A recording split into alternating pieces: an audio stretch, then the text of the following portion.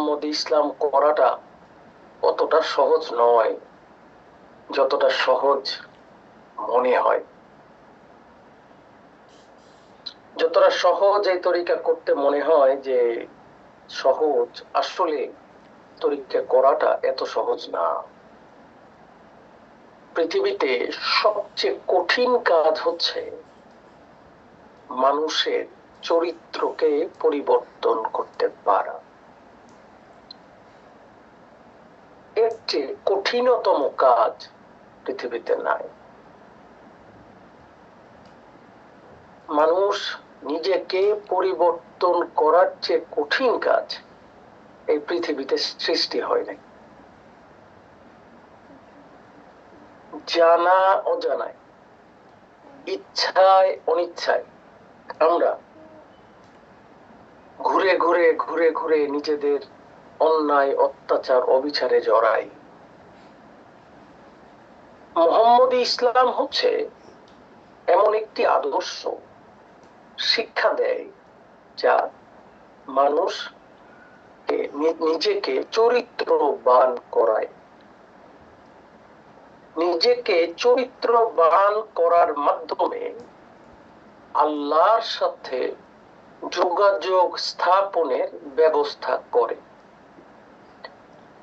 যিনি নিজেকে চরিত্রবান বানাতে পারেন, অর্থাৎ যে পথে চললে আল্লাহ খুশি হন সেই পথে চলেন, যে পথে চললে মালিক নাখোশ, নারাজ, বেজার হন, সে পথ থেকে তিনি নিজেকে যিনি দূরীভূত রাখতে পারেন, স্বাভাবিকভাবেই আল্লাহ তার উপরে খুশি হবেন, আল্লাহ তার উপরে সন্তুষ্ট হবেন। যখন আল্লাহ তার উপরে সন্তুষ্ট হবেন তখন কি হবে বলেন তো? মালিক যখন তার উপরে সন্তুষ্ট হবেন তখন মালিক তার ইচ্ছাকে প্রাধান্য দিবেন। আল্লাহ যখন দেখবেন আপনি আল্লাহর ইচ্ছায় পরিচালিত হচ্ছেন, রাসূলের ইচ্ছায় পরিচালিত হচ্ছেন, তখন আল্লাহ আপনার উপরে খুশি হবেন।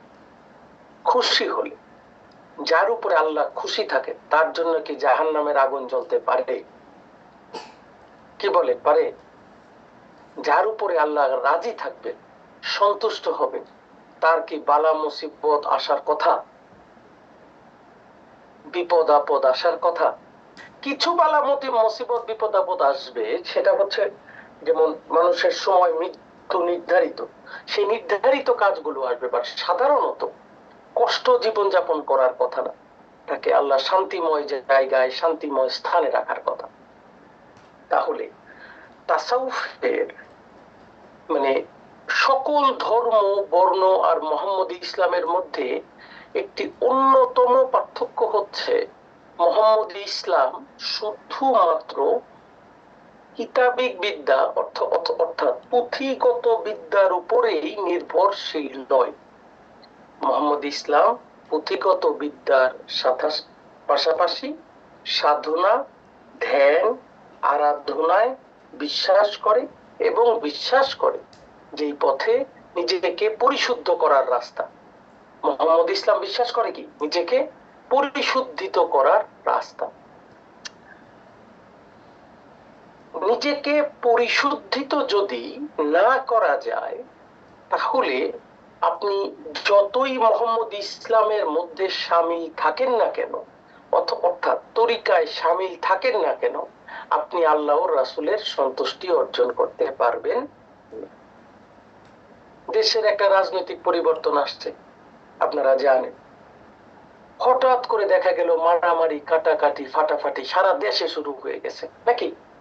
হ্যাঁ, কেউ ডাকাতি, কেউ চুরি, কেউ ছিনতাই, মানে যে যার চরিত্রটা বের করে দেখাইতেছে, এইটা আমার চরিত্র। সবাই না, আমি বলছি যারা এই অপরাধের সাথে জড়িত, মানে যারা চুরি ডাকাতির সাথে জড়িত বা জুলুমের সাথে জড়িত, তাদের কথা বলতে চাইছে। দেখেন, একেবারে তাদের চরিত্রটা দেখাই দিতেছে, কারণ পুলিশ নাই, এখন তো আমার কেউ ধরতে পারবে না। তাহলে যার চরিত্র নাই, যদি আমাদের এখানে চরিত্রবান মানুষ থাকতো এই দেশে, তাহলে কি হইতো? একই জায়গায় একই দেশে একটু ভাবেন, যদি চরিত্রবান মানুষ থাকতো তাহলে আজকে যে দুর্নীতির আন্দোলন হচ্ছে, এই দুর্নীতি একটাও হইতো দেশে? কারণ কেউ কারো হক মারতো না তো। কারণ সবাই তো চিন্তা করতো কি জানেন, দিন শেষে তো আমাকে মালিকের কাছে যাইতে হবে। কি যাইতে হবে না নাকি? নাকি আমরা সারা জীবন বেঁচে থাকবো? আমরা কেউ মারা যাব না নাকি?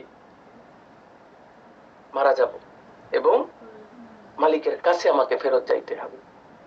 এই যে আমি তো অত টাকার নামও শুনি নাই, কি লক্ষ কোটি টাকা নাকি হাজার কোটি টাকা, ইভেন জানিও না এত টাকার ওজন কত হইতে পারে। আদৌ এটা সম্ভব কিনা, হাজার কোটি টাকা উঠানো সম্ভব কিনা কোনো মানুষের? বাট শুনি তো হাজার হাজার কোটি টাকা নাকি দুর্নীতি হয়। তো এই হাজার কোটি টাকা, সাপোজ একটা ব্যক্তি, আমি আমি আমি কোন রাজনীতি করি না এবং আমি কোন দল বিশ্বাসের কে বলার জন্য বলছি না, আমি উদাহরণস্বরূপ চরিত্রবান হওয়ার উদাহরণস্বরূপ কথা বলছি। সাপোজ একটি লোক 1,000 কোটি টাকা চুরি করলো, দুর্নীতি করলো, যেভাবেই করলো করলো, সে বিশাল বড় লোক হইল, অনেক বড় গাড়ি, অনেক বড় দালান, অনেক বড় বাড়ি, সবচেয়ে গ্রহণ করলো, বিশাল আরাম আয়েশে থাকলো, সামনে 20টা বডিগার্ড, পিছনে 30টা বডিগার্ড, বিশাল আয়োজন, অনেক ক্ষমতা, অনেক পাওয়ার। আপনি আমি তাকে রাস্তা দিয়ে দেখলে আসসালামু আলাইকুম ভাই, কারণ এখন তো তার হাতে ক্ষমতা, তার হাতে পাওয়ার নাকি, তাকে সালাম দিলাম, সবাই তাকে ইজ্জত করলো।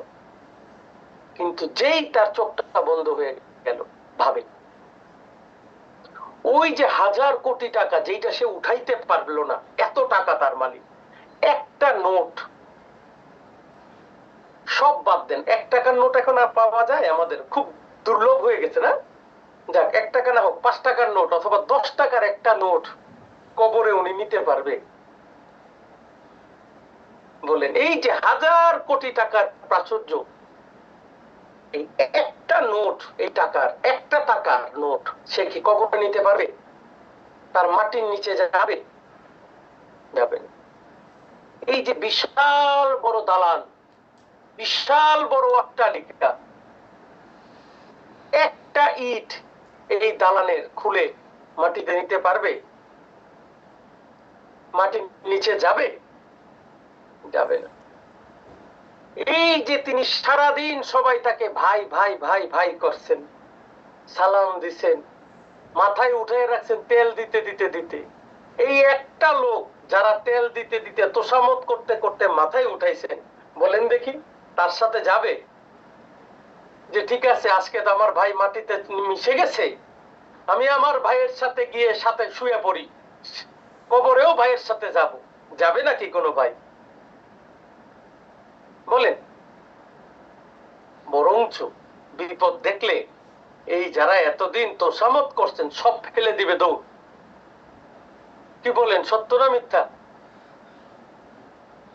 তাহলে এই যে সম্পদ, এই যে প্রাচুর্য, এই যে অর্থ, এই যে আমাদের জীবনের এত কিছু, ঠিক আছে মানব জীবনে মানুষের শৌখিনতা থাকতে পারে, কিন্তু তার অর্থ এই নয় যে অপরের ক্ষতি করে জুলুম করে আপনি আপনার শৌখিনতা পূরণ করবেন।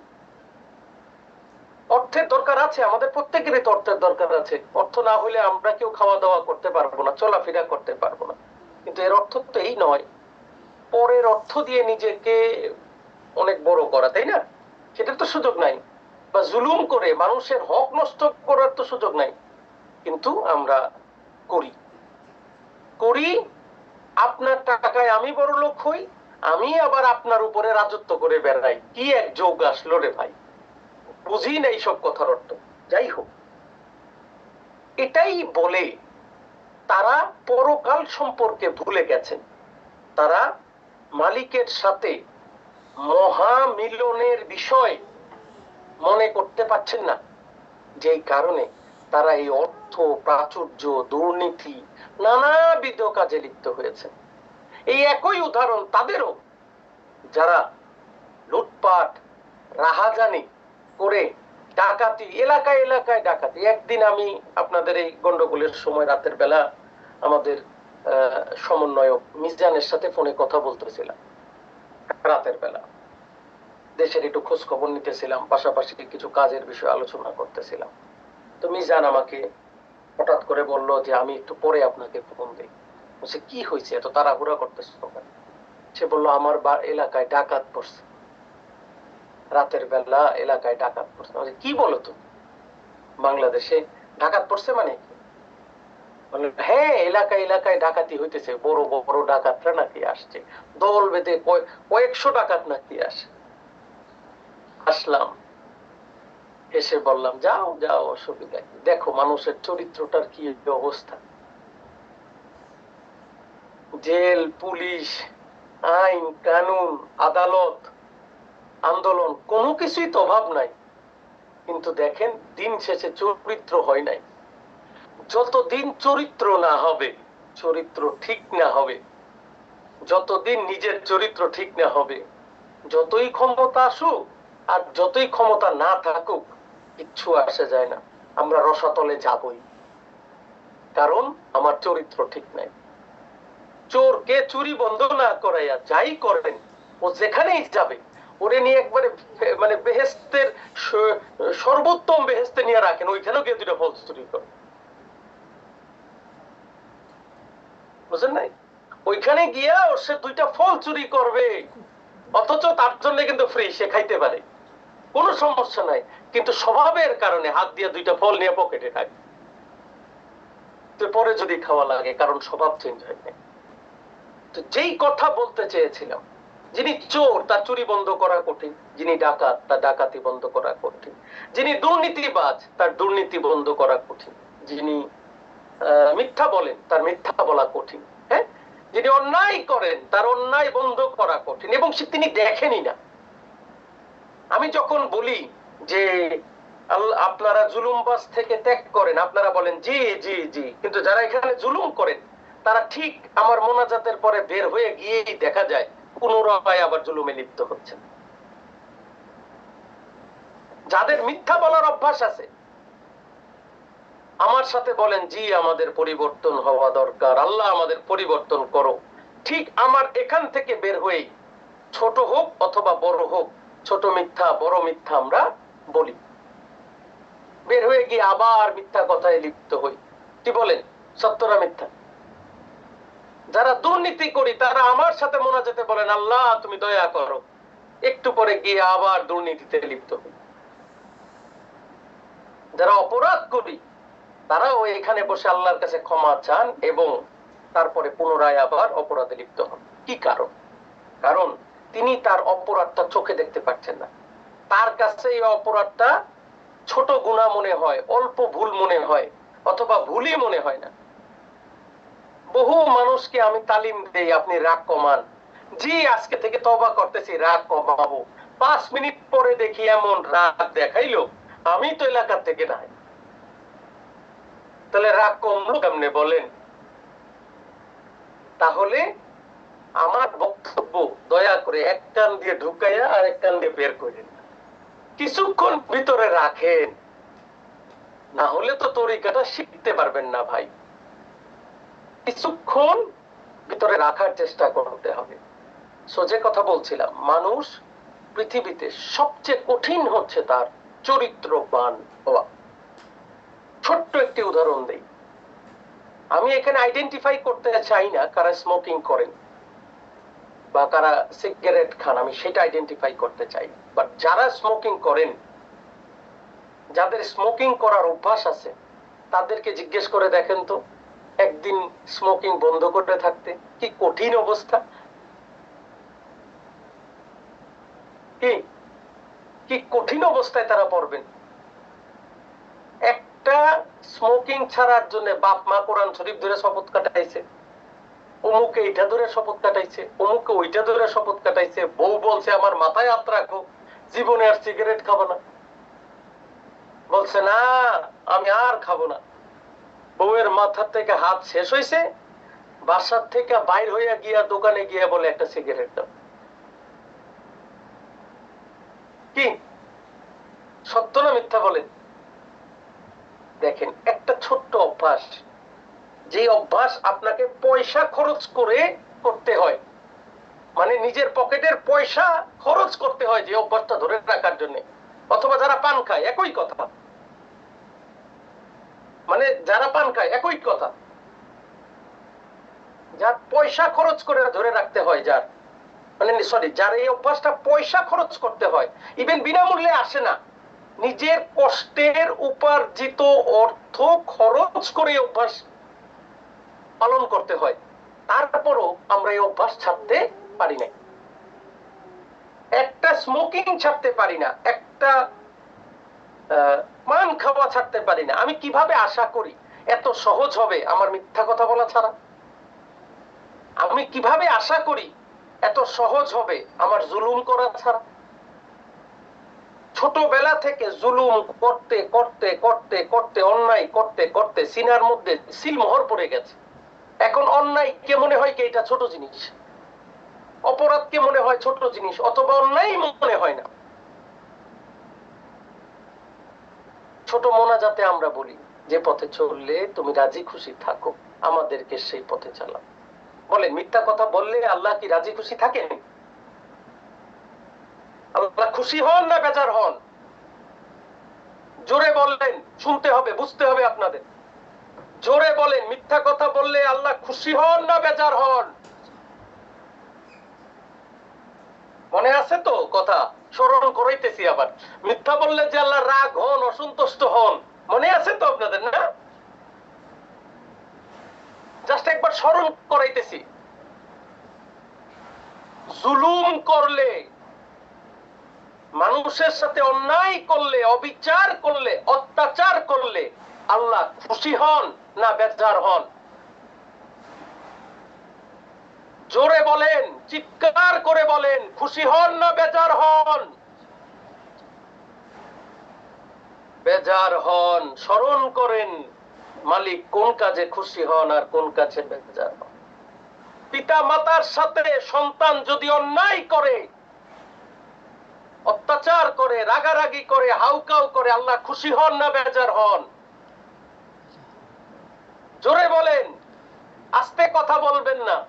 আমি শুনি না শুনি, আল্লাহ শুনতেছে। বলেন, পিতা মাতার সাথে সন্তান যদি অন্যায় করে আল্লাহ খুশি হন না বেজার হন? আলহামদুলিল্লাহ। বলেন, অপরের হক মারলে আল্লাহ খুশি হন না বেজার হন? অপরকে অত্যাচার করলে আল্লাহ খুশি হন না বেজার হন?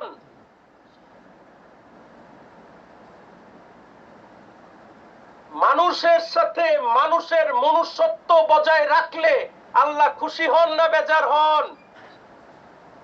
এইবার খুশি হন আল্লাহ।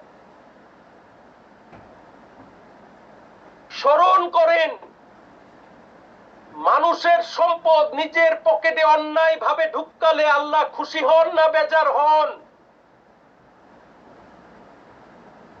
অপরের সম্পত্তির উপরে লোভ করলে আল্লাহ খুশি হন না বেজার হন? জোরে বলতে হবে, আস্তেরা। বেজার হন। এবার বলেন, আমরা কি আল্লাহর খুশিতে আছি না বেজারে আছি? যেই কাজগুলো আমি বলছি, আমরা কি ব্যক্তি জীবনে এই কাজগুলো করি না করি না? করি না করি না? জোরে বলেন, করি না করি না? নিজের এই কাজগুলো যদি করি, তাহলে এই কাজগুলোর জন্য ক্ষমা চাইতে হবে না হবে না? হবে না হবে না? এই কাজগুলোর জন্য আল্লাহর কাছে মাফ চাইতে হবে না হবে না? এই কাজগুলো করলে আল্লাহ কি আমার উপরে সন্তুষ্ট হবে না অসন্তুষ্ট হবে? আবার বলেন, সন্তুষ্ট হবে না অসন্তুষ্ট হবে? তাহলে যেই পথে চললে আল্লাহ খুশি হন, আমাকে সেই পথে চলতে হবে। আর যেই পথে চললে আল্লাহ অসন্তুষ্ট হন, আমাকে সেই পথ থেকে ফিরিয়ে রাখতে হবে, ফিরে থাকতে হবে। কি বলেন, হবে না হবে না? এখন আপনি চিন্তা করেন আপনি কি করবেন? আল্লাহর সন্তুষ্টিতে নিজে কাজ করবেন নাকি আল্লাহর অসন্তুষ্টির জন্য কাজ করবেন? যদি আপনার আল্লাহর অসন্তুষ্টির ভয় থাকতো, আল্লাহর কসম বাড়ি বাড়ি সবাই নিরাপদে থাকতো, কোনো দুর্নীতিবাজ লোক হইতো না, কোনো ধান্দা ফিকিরের লোক সমাজে হইতো না। সবাই আল্লাহকে ভয় করত, সবাই আল্লাহর প্রতি আনুগত্য রাখত, সবাই মনে রাখত দিন শেষে বাড়ি দালান কোঠা কোনো কিছুই আমার সাথে যাবে না। দিন শেষে আমরা সবাই মনে রাখতে পারতাম কোনো কিছু আমরা নিতে পারবো না। এত অর্থ, এত সম্পদ, এত কিছু, কোনো কিছুই আমাদের সাথে যেত না। যেই বাহানায় বলতাম নিজের সন্তানের জন্য করেছি, ওই সন্তানও আমার কবরে আসবে না। মারা যাওয়ার পরে বছরে 2 বারের 3 বারের বেশি দোয়া করতে পর্যন্ত সন্তান আসবে। মনে রাখা উচিত প্রত্যেকটি মানুষের যেই মালিকের কাছ থেকে এসেছি, আবার ওই মালিকের কাছেই আমাদেরকে ফিরত যেতে হবে। কাকে লুণ্ঠন করেছি, কার সাথে অন্যায় করেছি, কার সাথে জুলুম করেছি, পরিষ্কার পর্দায় তা দেখা যাবে। আল্লাহ জানতে চাইবেন আমি আমার কাজে তার সন্তুষ্টি অর্জন করতে পেরেছি কিনা। আমরা বলতে বাধ্য হব পারি নাই, কারণ দুনিয়ার মায়া, অর্থের মায়া, অর্থের মোহ, ক্ষমতার মায়া, ক্ষমতার মোহ আমাদেরকে এমন ভাবে চেপে ধরেছিল, আমরা আমাদের মাকে ছাড়ি নাই, আমরা আমাদের বাবাকে ছাড়ি নাই, আমরা আমাদের ভাই বোনকে ছাড়ি নাই। প্রত্যেকের সাথে অন্যায় করেছি, প্রত্যেকের সাথে জুলুম করেছি, প্রত্যেকের সাথে অবিচার করেছি। বন্ধু বান্ধবকে ছাড়ি নাই, আত্মীয় স্বজনকে ছাড়ি নাই, পরিবার পরিজনকে ছাড়ি নাই, প্রত্যেকের সাথে অন্যায় করেছি। যেখানে যার সুযোগ পেয়েছি চিন্তা করেছি কখন আমার স্বার্থ হাসিল হবে, কিভাবে আমি জিতবো, কিভাবে আমার কথা জিতবে, প্রতিনিয়ত তাই চিন্তা করেছি। কখনো ভাবিনি কিভাবে আমার মালিক খুশি হবে, কিভাবে আমি মালিকের সন্তুষ্টি অর্জন করতে পারি, কিভাবে চললে মালিক রাজি খুশি হন সেটা ভাবিনি। ভেবেছি কি নিজে নিজে নিজের খুশি, নিজের চিন্তা, নিজের সম্পত্তি, নিজের ইজ্জত, নিজের সম্মান, নিজের ক্ষমতা, দুনিয়া জাহান্নামে যাক, আমি আমারটা ঠিক রেখেছি। যদি তাই হয় এই মোহাম্মদ ইসলাম পুনরায় আবার ধ্বংস হয়ে যাবে। আমার মতো আপনাকে আহ্বানকারী লোক খুঁজে বড় কষ্টে পাবে। দাঁত থাকতে দাঁতের মর্ম বোঝা উচিত। জীবন থাকতে মালিকের প্রতি ভালোবাসার দরকার, মালিকের আনুগত্য দরকার। মরে যাওয়ার পরে মালিক আর জানতে চাইবে না তুমি কি আনুগত্য করো না ভালোবাসো। হিসাব নিকাশ তখন শুরু হবে, বিচার হবে, ফয়সালা হবে, তখন আর বিবেচনা হবে না। তাই এখন সময় নিজেকে পরিবর্তন করার, এখন সময় নিজেকে আলোকিত করার। আমরা ভুলে যাচ্ছি কোনটা পাপ, আমরা ভুলে যাচ্ছি কোনটা অপরাধ, আমরা ভুলে যাচ্ছি কোনটা করলে আল্লাহ অসন্তুষ্ট হবেন। বারংবার আমরা ভুলে যাচ্ছি, মনে করতে পারছি না কি করলে আল্লাহ খুশি, কি করলে আল্লাহ বেজার। কেউ দলের জন্য, কেউ ব্যবসার জন্য, কেউ ব্যক্তির জন্য কোনো না কোনো ভাবে অন্যায় অবিচারে জড়াচ্ছি জড়াচ্ছি জড়াচ্ছি। আসুন আমরা সবাই নিজেকে পরিবর্তিত করি। দুটি মানুষের সালাম হয়তো কম পাবো, দুটি মানুষ হয়তো বলবে ইজ্জত দেও নাই, হয়তো একটু বড় দালান কোঠায় ঘুমাতে পারবো না, হয়তো অনেক কিছু সুখ পূরণ করতে পারবো না, তবে নিশ্চিতভাবে যদি আল্লাহর পথে চলি আল্লাহর সন্তুষ্টি অর্জন করতে পারবো। এর অর্থ আমরা ভুল করব না তা নয়, হয়তো ভুল করব, লিস্ট ভুল থেকে শুধরানোর যে চেষ্টাটা করলাম মালিকের কাছে তো বলতে পারবো, মালিক আমি তো চেষ্টা করছি নিজেকে পরিবর্তিত করার, আমি তো চেষ্টা করছি নিজেকে অন্যায় মুক্ত করার, নিজের চিন্তা নিজের জ্ঞানকে প্রাধান্য না দিয়ে সম্মিলিত ভাবে চেষ্টা করতে হবে দেশ এবং জাতিকে এগিয়ে নিয়ে যেতে। নিজে চরিত্রবান হলেই দেশ চরিত্রবান হবে। আমার মোর্শেদ বলতেন, মনে আছে আপনাদের এই কথাটা, ব্যক্তি শুদ্ধ হলে সমাজ শুদ্ধ হয়। ভাই মনে আছে? মনে করতে পারেন সাদাবানবাগির এই কথা? ব্যক্তি শুদ্ধ না হলে সমাজ শুদ্ধ হবে না। আমরা সারাদিন ব্যক্তি শুদ্ধ সমাজ শুদ্ধের কথা বলি, কিন্তু আমরা সমাজ তো এভাবে চলে না। সমাজের হাত পা চাকা মস্তিষ্ক কিচ্ছু নাই। সমাজ চলে তো আমাদের দ্বারা। কার দ্বারা? আমাদের দ্বারা। আমার হাতের দ্বারা সমাজ চলে, আমার পার দ্বারা সমাজ চলে, আমার জবান দ্বারা সমাজ প্রভাবিত হয় নাকি? আমি যদি মানে চরিত্রবান না হই, আমি যদি সৎ পথে না আসি, সমাজের গল্প করে কি লাভ? তাই দয়া করে আমি আপনাদের কাছে করজোরে অনুরোধ করি, দয়া করে আপনারা নিজেদেরকে পরিবর্তিত করে। মোহাম্মদ ইসলাম আপনাকে শিক্ষা দেয় আপনি নিজের ভুলগুলো খুঁজে বের করেন, কাউকে দেখায়েন না। আমি একটা পরামর্শ দিই, নিবেন? আপনাদের ইচ্ছা নিবেন কিনা, বাট এটা আমি প্র্যাকটিস করি। তাও যে আমি সম্পূর্ণ শুদ্ধ হয়ে গেছি তা নয়, চেষ্টা করছি এখনো শুদ্ধ হওয়ার। নিজের ভুলগুলো মাঝে মধ্যে আমি লিখি, একটা কলম একটা কাগজ নিয়ে, গোপনে কারো সাথে না, লিখবেন আপনার খারাপ চরিত্রগুলো কি আছে। আমি মিথ্যা কথা বলি,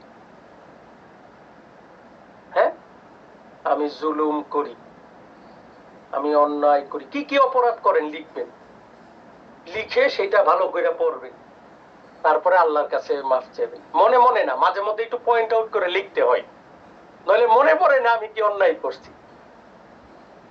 যদি আপনি ট্রাই করে দেখেন, কাউকেই কাগজটা দিবেন না, মোরাকাবা শেষ করে ছিঁড়ে ফেলে দিয়ে আপনার আর আপনার মালিকের কাছে নিরাপদে থাকেন। আমি অন্য কিছু না, বাট আপনাকে অনুধাবন করানো জরুরি যে আপনি অন্যায় করতেছেন। চোর তো বুঝতেছে না সে চুরি করে, ওইটা আমার অভ্যাস, হাত চলে যায়, ইচ্ছা করে করি না। আমরা যারা ড্রাইভিং জানি, এখানে ড্রাইভিং জানেন কারা কারা? হাত উঠান তো। আমি জানি, আমি হাত উঠাইছি। গাড়ি চালাইতে জানেন কারা কারা? হাত উঠান। আমরা অনেকেই গাড়ি চালাইতে জানি, ঠিক আছে, হাত নামান। সামনের সিটে আপনি বসলেন, উদাহরণ, হ্যাঁ, এখন ড্রাইভারের এক জায়গায় ব্রেক ধরার কথা, ড্রাইভার ব্রেক ধরলো না, দেখবেন আপনার পাটা অটোমেটিক ব্রেকের মধ্যে চলে যায়। মানে আপনার কিন্তু আসলে পায়ের নিচে ব্রেক নাই, কিন্তু আপনার পা অটোমেটিক ব্রেক, মানে মানসিক ভাবে ব্রেক চাপতে থাকে। এরকম হয় না? হয় না? হয় না বলেন? মানে মন আপনার ব্রেক চাপতেছে, কারণ কি? অভ্যাস। মিথ্যা অন্যায় অপরাধ করতে করতে এটা আমার এমন অভ্যাস হয়ে গেছে, আমার ইচ্ছা না থাকলে অটোমেটিক হইতেছে। আমি ইচ্ছা করে মিথ্যা বলি না, আমি কি চিন্তা করে মিথ্যা কথা বলি? তা তো বলি না, মিথ্যা বের হয়ে যেতেছে এখন, অটোমেটিক বানায় একটা স্টোরি বলে দিতেছি আমি, অটোমেটিক হচ্ছে। এই জন্য এগুলো লিখবেন, লিখে তারপরে আল্লাহর কাছে ক্ষমা চাইবেন। আল্লাহ এই ভুলগুলো করি, আগে পয়েন্ট আউট করতে হয়। পরীক্ষার সময় আমার প্রশ্ন মনে থাকতো না। আমাদের অনেক স্টুডেন্ট যারা আছেন, এখনো হয়তো আপনারা জানেন, আমরা আগে যখন আমরা থিওরি পরীক্ষা দিতাম তখন আমাদের পয়েন্ট নোট করতাম, পয়েন্ট অনুযায়ী লিখতাম। অনেকে আছে প্যারা করে লিখে, আমি প্যারা করে লিখতে পারতাম না। প্যারা করে লিখলে আমার মনে থাকতো না। সো আমরা কি করতাম, যে কোনো একটা কোশ্চেনের পয়েন্ট করতাম, পয়েন্ট গুলো মনে রাখলে ওইটার ভিতরের কথাগুলো আমি মনে রাখতে পারতাম। সেরকম যদি আপনি পয়েন্ট করেন, আপনার মাথার মধ্যে ঢুকবে যে আসলেই আমি মিথ্যা কথা বলি। তারপরে আল্লাহর কাছে মাফ চান। দেখেন, নিজের কৃত কর্ম, নিজের চরিত্র ঠিক না হলে যতই ইবাদত করেন, পাপ তো থামতেছে না, পাপ থামবে না, পাপ থামবে না মানুষের। তাই সবাই মিলে চেষ্টা করতে হবে আমরা যাতে নিজেকে চরিত্রবান বানাই। আলোচনা আর দীর্ঘায়িত করতে চাই না। আপনারা তো সবাই জানেন আমরা ঈদে মিলাদুন নবী সাল্লাল্লাহু আলাইহি ওয়াসাল্লাম অনলাইনে করব, জানেন তো নাকি?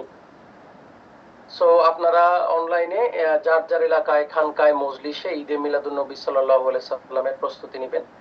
আপনারা মিলাদুন নবী সাল্লাল্লাহু উপলক্ষে খানা বিতরণ করতে পারেন, রাসূলের জন্মদিন উপলক্ষে নতুন কাপড় বাচ্চাদের দিতে পারেন, চকলেট বিতরণ করতে পারেন। আমরা যে বিভিন্ন চ্যারিটেবল কাজ করি, সেগুলো যে কোনো কাজ আপনারা ঈদে রাসূল সাল্লাল্লাহু আলাইহি ওয়াসাল্লামের জন্মদিনে করতে পারেন। তো আমি আশা করবো যে রাসূলের জন্মদিন শুধু আপনি একা একা না করে সমাজের মানুষকে নিয়ে রাসূলের জন্মদিন করেন, এটা আমাদের জন্য অতি উত্তম হবে। আর আপনারা রিসেন্টলি দেখতে পাচ্ছেন যে আমরা মানে এই বন্যার্তদের পাশে দাঁড়ানোর চেষ্টা করছি। প্রথমত আমরা এবার এই বন্যার্তদের পাশে দুইটা ভাবে দাঁড়িয়েছি। আমি একটু যদি আপনাদেরকে বিষয়টা নিয়ে ধারণা দিই। একটি হচ্ছে জেলা ভিত্তিক, জেলার চেইনের আশেকে রাসূলদেরকে আমি নির্দেশনা দিয়েছি ওই জেলায় যতগুলো আশেকে রাসূল আছেন সকলের খোঁজ খবর নিতে, কারা কোথায় পানিবন্দী হয়ে পড়েছেন, পানিবন্দীদের আমরা উদ্ধার করা, যোগাযোগ করা, পাশাপাশি সুবিধা অসুবিধায় খোঁজ খবর নেওয়া, খাবার না থাকলে খাবারের ব্যবস্থা করা, শুকনা খাবার পৌঁছানো, এই ব্যবস্থাগুলো আমাদের জেলা চেইন থেকে আমার নির্দেশনায় ওনারা করেছেন। কিন্তু একটা জায়গায় গ্যাপ রয়ে গেছে আমাদের, শুধু জাকেরদের জন্য করা হচ্ছিল, সাধারণ মানুষের জন্য তো করা হচ্ছিল না। হ্যাঁ, সো আমরা আমার নামে আমি একটি ফাউন্ডেশন করছি, নিয়ে কাজ করছি, যার নাম হচ্ছে কদর ফাউন্ডেশন। আমরা সেই কদর ফাউন্ডেশনের পক্ষ থেকে গত সপ্তাহ থেকে আমরা বিভিন্ন মানুষকে ত্রাণ, খাবার, বন্যার্তদের সহযোগিতায় ওসালাইন, বিভিন্ন ওষুধ, মেয়েদের স্যানিটারি ন্যাপকিন, বাচ্চাদের ডাইপার সহ মানে একেবারে এসেনশিয়াল জিনিসগুলো আমরা চেষ্টা করছি মানুষের কাছে পৌঁছে দেওয়ার জন্য। আমার পক্ষে আমাদের অনেক আশেকে রাসূল ভাইরা, কিছু কর্মী ভাইরা সহ বিভিন্ন থানায় থানায়, জেলায় জেলায় গিয়ে তারা মানুষকে সহযোগিতা করছেন। আজকে সম্ভবত আমার টিম ফেনী জেলাতে আছে, খুব সম্ভবত আমার টিম আজকে ফেনী জেলাতে আমরা ত্রাণের কার্যক্রম চালাচ্ছি। প্রায় 1000 মানুষকে খাবারের ব্যবস্থা আছে ওনারা করেছেন ফেনী জেলায় যারা পানিবন্দী মানুষ আছেন তাদের জন্য। সো আমরা প্রতিনিয়ত এই কাজের সাথে জড়িত আছি। আমি জেলার সকল আশেকে রাসূল ভাইদের প্রতি আমার এক বিনীত অনুরোধ আছে, সেটি হচ্ছে যে যেখানে আমাদের এই কদর ফাউন্ডেশনের ভাইরা যেসব জেলায় যাচ্ছে, জেলার সমন্বয়কদের সহ সকলের প্রতি অনুরোধ হচ্ছে ওনাদের একটু সহযোগিতা করবেন। সহযোগিতা ইন এ সেন্স হচ্ছে লোকবলের দরকার, বিভিন্ন কাজের সহযোগিতার দরকার হয়। আপনারা যদি একটু লজিস্টিক সহযোগিতা করেন তাহলে আমাদের জন্য সুবিধা হয়। আর দ্বিতীয়ত হচ্ছে যে এই মানবিক কাজে আপনারা চাইলে আমাদের সাথে সংযুক্ত হতে পারেন।